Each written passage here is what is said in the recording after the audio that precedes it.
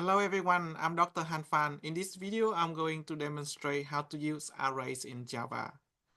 Array is a data structure to store multiple items of the same data type in one single variable, which make it convenient to manage and access these elements.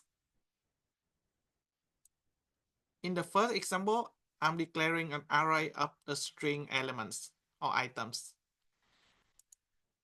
The name of the variable is fruits.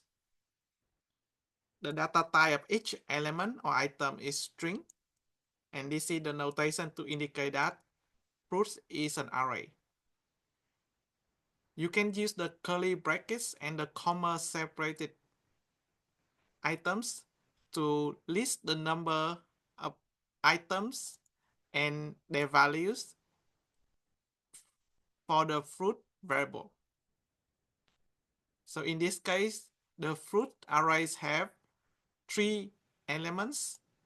The first element is apple, the second element is mango, and the third element is banana. You can access each element through indexing, which is a square bracket. Remember that index of the array in Java start with 0. So the first element is at index 0. The second element is at index 1. And the third element is at index 2. Normally, to interact with an array, you use a for loop to go through each item in the array and process them. In this example, I have an array of single digit even numbers 0, 2, 4, 6, and 8. The type of each element is integer, and there are 5 items or elements in this array. You can use the length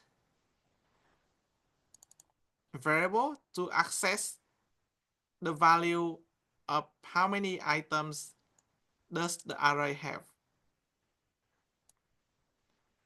Then you can write a normal for loop to go through each of these elements through the index I.